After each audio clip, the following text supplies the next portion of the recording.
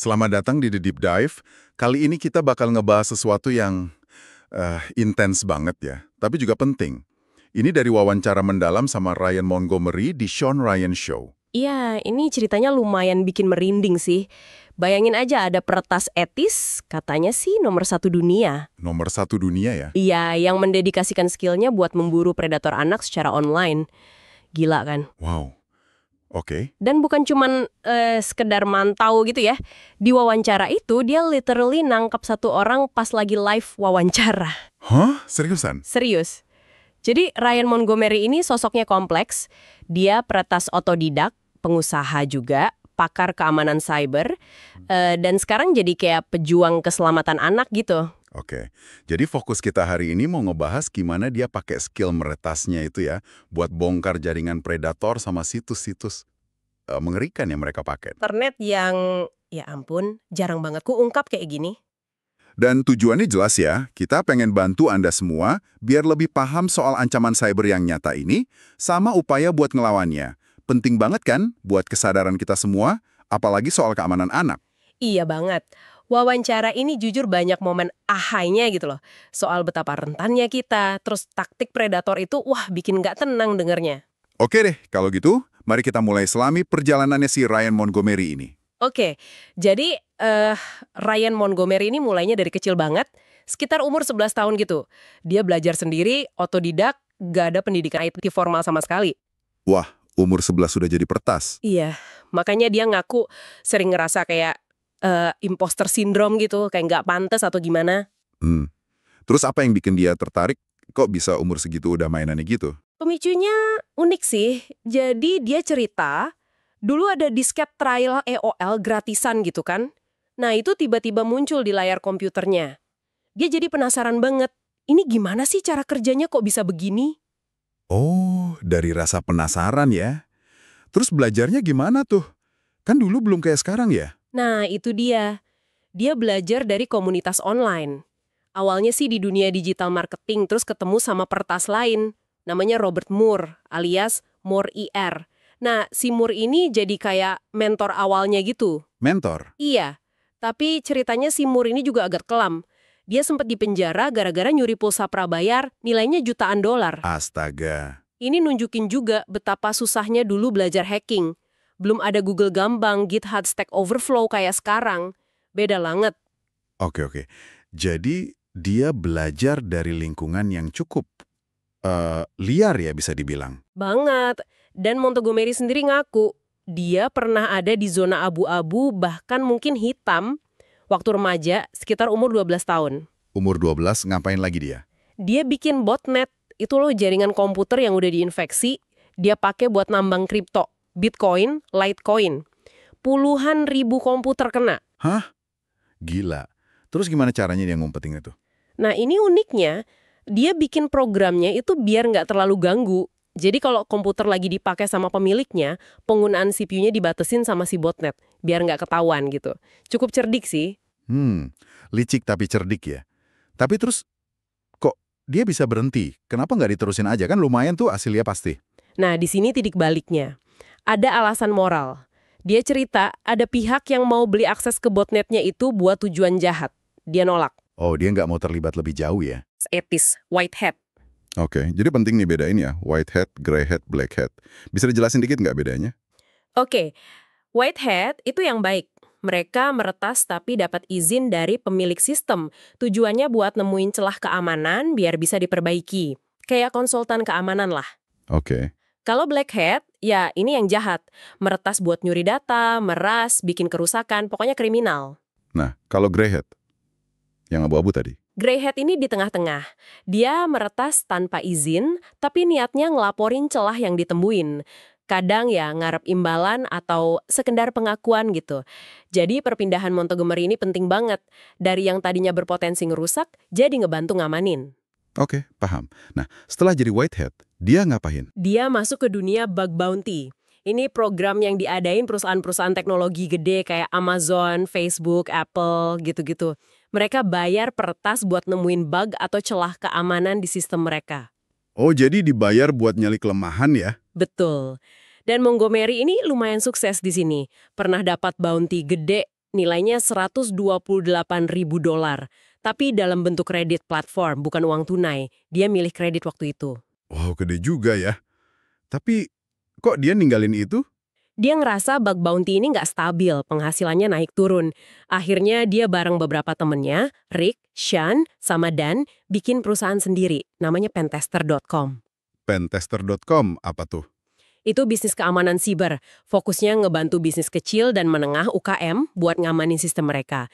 Jadi dia naik level lagi dari nyari bug satu-satu, jadi bikin solusi keamanan yang lebih sistematis. Oke, ini nyambung nih ke bagian berikutnya. Soal kerentanan digital yang ternyata ada di sekitar kita banget ya. Iya banget. Nah, pentester.com ini intinya platform software yang otomatis mindai keamanan web. Nyari celah yang gampang dieksploitasi, terus ngecek ada kebocoran data nggak, misalnya password yang nyangkut sama email domain perusahaan. Bahkan bisa ngelacak lalu lintas botnet. Tapi yang paling bikin kaget di wawancara itu pas dia demoin kan? Nah, itu dia. Ini insight penting banget. Kita tuh jauh lebih terekspos secara digital daripada yang kita bayangin. Seram nggak sih? Gimana maksudnya? Jadi, Montgomery nunjukin, cuma modal alamat email kita aja, orang lain tuh bisa nemuin alamat rumah kita, nomor telepon, alamat IP, bahkan password lama kita yang pernah bocor dari situs lain. Password yang mungkin kita sendiri udah lupa pernah pakai. Hah? Kok bisa? Dari mana datanya? Dari kebocoran data di masa lalu. Kan sering tuh ada berita situs A diretas, situs B datanya bocor. Nah, data-data itu dijual atau disebar di forum-forum gelap. Pentester.com ini ngumpulin data itu. Ya ampun. Itu aja udah serem.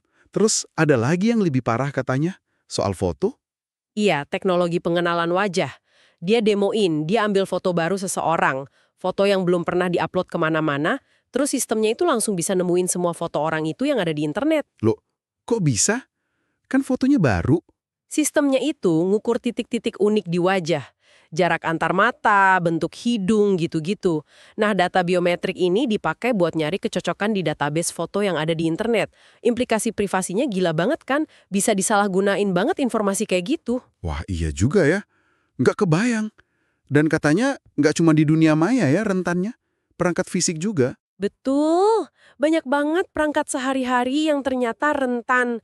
Misalnya nih, teknologi nirkabel, kunci mobil yang pakai remote key fob, pintu garasi otomatis itu bisa didengerin sinyalnya terus ditiru pakai alat kayak Flipper Zero yang udah dimodif. Flipper Zero? Itu alat apa lagi? Itu kayak mainan peretas gitu, kecil tapi bisa macam-macam. Bisa bikin wifi palsu buat nyadap data man in the middle, bisa rekam frekuensi radio, cloning kartu akses RFID, bahkan ngontrol mouse atau keyboard wireless dari jauh. Astaga, serem amat. Terus apa lagi? Kartu kredit? Iya, kartu kredit atau kartu akses kantor yang ada chip RFID atau NFC-nya, itu datanya bisa dicuri dari jarak dekat tanpa kita sadar. Namanya skimming. Makanya disaranin pakai dompet yang ada RFID blockingnya. Oke. Terus soal smart home gimana? Perangkat IoT katanya juga bahaya. Nah, ini juga contohnya dia nyebut vakum robot merek Dineco. Itu kan nyambung ke internet, ke server di Tiongkok katanya. Perangkat pinter kayak gini bisa jadi pintu masuk buat nyerang jaringan wifi rumah kita. Loh, emang data dari vakum sepenting apa sih? Kan cuma peta rumah. Justru itu, data peta rumah, kebiasaan kita itu berharga buat penargetan iklan yang lebih spesifik, atau bahkan lebih buruk lagi, bisa dipakai buat perencanaan kejahatan. Jangan remehin data dari perangkat IoT. Jadi makin parno nih. Belum lagi ada dark web ya. Iya, dark web itu lapisan internet yang tersembunyi. Aksesnya pakai browser khusus namanya Tor di Onion Router. Isinya macam-macam, kebanyakan ilegal. Pasar gelap narkoba, senjata, data curian, konten eksploitasi anak yang mengerikan, bahkan katanya ada jasa pembunuh bayaran. Ngeri banget. Tapi kata Montgomery, predator yang dia buru malah nggak di sana ya? Selalu beraksi di internet biasa, di clearnet yang kita pakai sehari-hari. Ini yang bikin lebih bahaya mungkin karena lebih mudah diakses. Aduh, jadi gimana dong kita ngelindungin diri? Ada tips nggak dari dia? Ada beberapa tips dasar sih. Pertama, wajib pakai password manager. Jadi tiap akun passwordnya beda dan kuat. Kedua, pasang antivirus yang bagus, atau kalau bingung ya konsultasi ke ahli keamanan. Oke, password manager antivirus. Terus? Buat fisik, tadi pakai dompet atau pelindung kunci yang ada RFID blockingnya. Terus pas browsing, hati-hati. perhatiin kalau browser ngasih peringatan aneh. Dan paling penting, pakai akal sehat. Kalau ada tawaran yang terlalu bagus buat jadi kenyataan, ya kemungkinan besar itu jebakan. Masuk akal sih. Tapi ada lagi nggak ancaman yang lebih canggih? Ada, namanya zero click exploit. Contoh terkenalannya itu Pegasus. Ini jenis serangan siber yang bisa masuk ke HP kita tanpa kita ngeklik apa-apa. Nggak perlu buka link, nggak perlu buka pesan, tiba-tiba udah keinfeksi aja. Hah? Kok bisa gitu? Canggih banget emang. Tapi kata Montgomery, serangan model begini jarang dan biasanya ditargetin ke orang-orang penting. Kebanyakan peretasan itu masih butuh kontribusi dari kita, kayak salah klik link phishing atau buka lampiran email aneh. Oke, jadi kewaspadaan kita tetap jadi kunci utama ya? Betul banget. Nah, pemahaman soal kerentanan ini penting. Tapi buat Montgomery, pengetahuan ini justru jadi senjata buat misi yang lebih mendesak dan personal banget buat dia. Misi memburu predator anak itu ya?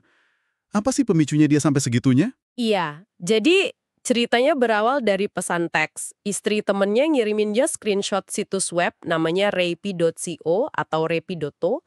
Situs ini ada di internet biasa, ClearNet. Repi. Namanya aja udah. Iya, dan isinya menurut deskripsi Montgomery di wawancara itu, ya Tuhan mengerikan banget. Fantasi-fantasi kekerasan sama anak, detail banget. Ada yang nulis soal ibu membiarkan anak buat disiksa, ayah posting foto anak di bak mandi dengan caption ancaman. Pokoknya bikin dia marah banget dan ngerasa harus bertindak sekarang juga. Ya ampun. Terus apa yang dia lakuin? Dia langsung retas situs itu. Dan cepet banget, cuma 1-2 jam katanya udah berhasil masuk. Wah, cepet juga ya. Iya, ini nunjukin juga kalau infrastruktur kejahatan kayak gini tuh kadang nggak sekuat yang dibayangkan. Kalau ada yang punya skill dan kemauan, bisa dibongkar. Nah, setelah masuk, dia diam-diam aja. Tiap hari dia ngumpulin data pengguna situs itu. Terus, seberapa besar jaringan ini? Gede banget. Di satu situs itu aja ada sekitar 7.000 pengguna. Terus dia nemuin ada 5 situs lagi yang terkait di server yang sama. Potensinya puluhan ribu nama predator. Puluhan ribu. Gila. Dan cara daftarnya pun serem. Calon anggota harus jawab pertanyaan eksplisit soal kekerasan anak. Tujuannya buat nyaring, biar cuma orang serius yang bisa masuk. Mereka juga punya grup chat rahasia di Telegram, pakai kode-kode tertentu, kayak cheese pizza. Buat masuk grup yang lebih eksklusif, harus setor materi eksploitasi dulu. Astaga, ini udah kayak organisasi ya, terstruktur banget. Bisa dibilang gitu. Nah, tapi pas Montgomery udah berhasil ngumpulin data ini, tantangan terbesarnya justru baru mulai. Apa tuh? Respons dari institusi. Dia laporin temuannya ini ke saluran tip FBI buat anak tereksploitasi. Terus coba kasih info ke media-media besar, kayak Sun Sentinel, Daily Mail, Business Insider, Fox. Hasilnya? Ditindaklanjuti dong harusnya. Hasilnya? Nihil. Media nolak ngeliput. Alasannya macam-macam. Ada yang bilang karena sumber datanya ilegal, hasil retasan. Padahal Montgomery udah nawarin, cukup peringatin publik aja soal bahaya situsnya tanpa nyebut sumber nggak apa-apa. Tetap ditolak. Loh, kok gitu? Terus penegak hukum? Penegak hukum lokal juga awalnya lambat banget responnya. Ini yang bikin dia frustrasi banget. Puncaknya pas dia berhasil identifikasi siapa pemilik situs Repi itu. Siapa? Namanya Nathan Larson. Ternyata dia politisi dari Virginia. Pernah 2 kali nyalonin diri buat Kongres dari Partai Demokrat. Dan pernyataannya di situs, wah parah banget. Soal membiarkan generasi berikutnya dengan anak-anak. Ya Tuhan. Terus gimana nasib si Larson ini? Ironisnya, dia baru ditangkap itu 6 bulan setelah laporan Montgomery. Dan bukan karena situsnya, tapi karena dia nyoba nyurik anak umur 12 tahun di Bandara Denver. Nggak lama setelah ditangkap, dia meninggal di penjara federal. Laporan resminya bunuh diri, tapi Montgomery spekulasi mungkin ada intervensi dari napi lain. Oke. Jadi karena sistem gak gerak, dia akhirnya turun tangan sendiri gitu. Tepat sekali. Dia ngerasa nggak bisa nunggu lagi. Akhirnya dia bikin organisasi nirlaba sendiri namanya 561 Predator Catchers. Angka 561 itu kode area Palm Beach tempat mereka banyak beroperasi. Oh, dia nggak sendirian dong? Enggak, dia ngajak temennya, petarung MMA profesional Dustin Poirier. Nama panggilannya Scrappy. Mereka berdua yang jalanin 561 PC ini. Keren juga ya kolaborasinya. Terus gimana cara kerja mereka? Mereka pakai metode decoy atau umpan. Jadi ada orang dewasa yang pura-pura jadi anak di bawah umur di platform online. Bisa di chatroom remaja, aplikasi kencan kayak Grindr, media sosial populer, Facebook, Instagram, TikTok, Snapchat, bahkan di game online kayak Roblox atau Minecraft. Tujuannya buat mancing predator keluar ya? Betul. Dan insight mengerikan berikutnya dari wawancara itu adalah cepet banget prosesnya. Maksudnya? Pas wawancara itu, Montgomery demoin langsung. Dia login ke chatroom remaja, pakai akun palsu Ashley, 13 tahun, dari New Jersey. Itu baru beberapa detik login, udah ada cowok umur 47 tahun ngirim pesan ngajak ngobrol yang arahnya seksual. Astaga. Sedetik itu juga langsung ada yang nyamperin. Iya. Ini nunjukin betapa agresifnya predator ini dan betapa mudahnya mereka nemuin target potensial. Anak-anak kita rentan banget. Terus hasil kerja 561 PC gimana? Berhasil nangkap berapa banyak? Waktu wawancara itu dibuat, mereka udah berhasil menangkap, maksudnya mengkonfrontasi dan mengumpulkan bukti, 14 predator dalam beberapa bulan. 3 kasus diantaranya lanjut ke penangkapan oleh polisi. Lumayan juga ya hasilnya. Tapi pasti ada tantangannya dong. Banyak. Pernah ada kasus di mana bukti udah kuat banget, predatornya ngaku di rekaman, tapi sama jaksa wilayah Palm Beach, kasusnya dibatalin. Alasannya teknis banget, katanya nggak ada shower di Walmart tempat ketemuan, padahal pengakuannya jelas. Aneh banget. Kok bisa gitu? Iya, makanya mereka jadi belajar harus lebih hati-hati lagi ngikutin prosedur hukum, biar buktinya nggak bisa dimentahkan karena alasan teknis. Tapi kegigihan mereka ini akhirnya narik perhatian pihak lain. Siapa? Project Veritas. Mereka lihat wawancara Montgomery yang viral itu, terus tertarik buat bantu. Akhirnya mereka kolaborasi. Kolaborasi ngapain tuh? Project Veritas bantu melakukan investigasi Open Source Intelligence (OSINT) yang lebih dalam buat nama-nama dari daftar situs Repi itu. OSINT itu intinya nyari informasi dari sumber terbuka di internet, kayak media sosial, catatan publik, dan lain-lain. Oh, buat verifikasi identitas gitu ya? Iya, terus mereka juga ikut melakukan konfrontasi langsung ke beberapa target yang direkam pakai kamera tersembunyi. Salah satu contohnya konfrontasi ke John Lewis yang terekam ngakuin fetishnya dan keanggotaannya di grup Telegram Predator itu. Gila, berani banget ya mereka konfrontasi langsung gitu. Ada contoh kasus lain nggak dari 561 PC? Ada beberapa yang diceritain, misalnya kasus Brent, seorang calon guru. Dia dikonfrontasi di Walmart Delray Beach, terus kabur. Beberapa hari kemudian ketangkap lagi 1.200 mil jauhnya di Pennsylvania sama kelompok pemburu predator lain. Ini nunjukin kalau mereka ini seringkali nggak kapok. Nggak kapok ya? Waduh. Ada lagi kasus Stephen, manajer restoran seafood. Dia udah janjian ketemu sama Decoy, tapi batalin di menit terakhir. Akhirnya dikonfrontasi di tempat kerjanya. Besoknya, pengacaranya Stephen ngirim email ke Montgomery sama Scrappy, nawarin duit $1.000. Buat apa? Suap, Iya. minta video konfrontasinya dihapus dari internet. Alasannya katanya melanggar privasi kliennya dan membahayakan kerjaannya. Ini nunjukin gimana predator dan pendukungnya berusaha ngebungkam pengungkapan kayak gini. Parah banget ya. Cerita-cerita ini emang bikin sesek dada, tapi penting buat kita tahu skala masalahnya. Betul. Montgomery juga nge-share beberapa statistik yang, jujur aja, bikin khawatir banget. Misalnya, 1 dari 5 remaja di Amerika Serikat pernah dapat ajakan seksual yang tidak diinginkan secara online. 1 dari 5? Itu banyak banget. Iya, terus rata-rata usia anak pertama kali lihat situs eksplisit itu 13 tahun. Dan yang lebih ngeri lagi, 75% anak itu bersedia ngasih informasi pribadi ke orang asing di internet. Nama lengkap, sekolah, alamat. Ya ampun, segampang itu ya mereka percaya. Kayaknya gitu. Dan setengah dari insiden eksploitasi seksual anak itu mulainya dari platform media sosial. Lalu sekitar 27% kasus pelakunya itu anggota keluarga atau orang yang dikenal anak. Tapi Montgomery percaya angka ini sebenarnya jauh lebih tinggi. Ancaman itu bisa datang dari dekat banget. Ini benar-benar ngebuka mata ya. Terus di wawancara itu juga nyinggung soal hukum kan ya? Ada perbedaan pendekatan gitu. Iya, dia nyebutin contoh di Amerika Serikat, kami di sini cuma ngelaporin aja ya apa yang disebut di sumber, nggak mihak sama sekali. Jadi katanya di California ada undang-undang baru yang ditandatanganin Gubernur Newsom tahun 2020. Undang-undang apa tuh? UU itu ngasih keleluasaan buat hakim buat mutusin apakah pelaku perlu didaftarin sebagai penjahat seksual atau enggak. Untuk kasus hubungan seks yang dianggap konsensual sama anak di bawah umur tapi usianya udah 14 tahun ke atas. Disebut juga ada upaya di sana buat normalisasi ketertarikan sama anak di bawah umur sebagai orientasi seksual. Oke. Itu di California. Kalau di tempat lain? Nah, sebagai kontrasnya dia nyebut Florida. Di sana Gubernur DeSantis nandatanganin RUU tahun 2023 yang memungkinkan hukuman mati buat pelaku kekerasan seksual ke anak di bawah 12 tahun, bahkan tanpa keputusan bulat dari juri. Jadi pendekatannya beda banget ya antara dua negara bagian itu. Iya, kontras banget ya. Jadi di tengah semua kerumitan dan kengerian ini, ada harapan nggak sih? Apa solusi yang bisa kita lakuin? Pasti ada harapan. Pertama dan utama, kata Montgomery, edukasi. Edukasi terus-menerus buat orang tua dan anak-anak soal bahaya online, soal grooming, cara predator mendekati anak, dan gimana cara melindungi diri. Oke, edukasi. Terus apa lagi? Peran orang tua gimana? Orang tua harus aktif mantau aktivitas online anak. Emang sih bakal ada argumen soal privasi anak, tapi kata Montgomery, mendingan anak ngambek karena diawasin daripada ngalamin trauma seumur hidup.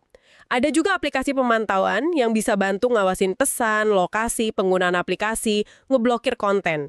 Tapi ya tetap harus dibarengi komunikasi terbuka sama anak. Iya juga sih. Ada ide solusi lain yang disebut? Ada ide menarik dari si pewawancara Sean Ryan. Dia ngusulin dibuat semacam database publik yang isinya info predator yang udah terverifikasi. Nama, alamat, foto, bukti percakapan atau video konfrontasi. Tujuannya biar sekolah, perusahaan, orang tua lain bisa ngecek latar belakang orang. Menarik juga idenya. Tapi apa nggak rawan disalahgunain? Mungkin itu tantangannya, tapi argumennya, bukti yang dikumpulin kelompok kayak 561 PC ini biasanya kuat banget. Seringkali ada pengakuan eksplisit dari pelakunya sendiri. Oke. Terus apa lagi? Yang paling penting mungkin kekuatan kolaborasi warga.